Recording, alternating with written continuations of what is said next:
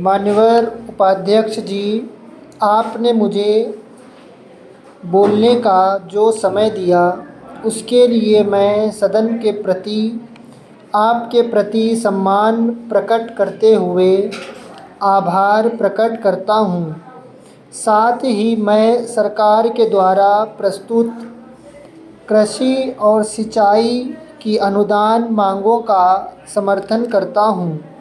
मान्यवर, 54 वर्षों की स्वतंत्रता के बाद भी हम भारत के किसानों को उनके खेतों को पानी नहीं दे सके, उन्हें बिजली नहीं दे सके और उनके लिए खाद और बीज की पर्याप्त व्यवस्था नहीं कर सके। यह हमारी पिछली सरकार की किसानों के प्रति उदासीनता का प्रतीक है। मान्यवर, आप देखें कि किसानों की हालत क्या है। हम सभी कहते हैं, चुनाव के दौरान कहते हैं, हमारे नेता बराबर कहते हैं, स्वतंत्रता के पहले हमारे देश के राष्ट्रपिता महात्मा गांधी जी भी कहा करते थे कि भारत किसानों का देश है। भारत में 80% किसान बसते हैं। किसानों की खुशहाली देश की खुशहाली का प्रतीक है।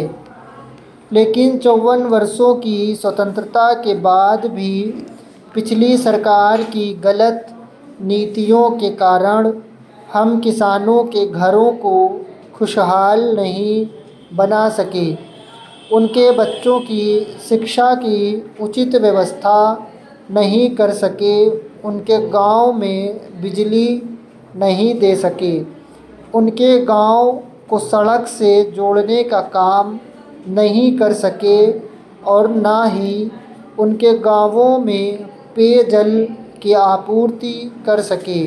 मान्यवर, उनके चेहरे को देखकर आप अंदाज़ा लगा सकते हैं कि कभी भी उनके चेहरे पर खुशी नहीं झलकती। वे बराबर उदासीन रहते हैं, चिंतित रहते हैं, परेशान रहते हैं। उनका रोज़ की चीज़ों भी हम 54 वर्षों में नहीं दे पाए। जहाँ तक नई सरकार का प्रश्न है, पहली बार गांव पर कृषि पर राष्ट्रीय आमदनी का 49% रुपया खर्च करने की घोषणा की गई है। सरकार की घोषणा सराहनीय है और 54 वर्षों के बाद पहली बार सरकार ने किसानों के हित में काम करने का संकल्प लिया है, बीड़ा उठाया है और किसानों की ओर ध्यान दिया है। इससे पहले कभी किसानों के प्रति पिछली सरकार ने इस तरह के कार्यक्रम की घोषणा नहीं की। मान्यवर, हम जानते हैं कि आज भी हमारे देश की हालत विश्व के अन्य कृषि प्रधान देशों की तुलना में सबसे नीचे है। आज भी हमारे देश की प्रति एकड़ पैदावार विश्व के सब देशों से कम है। अमेरिका, कनाडा विकसित देश हैं।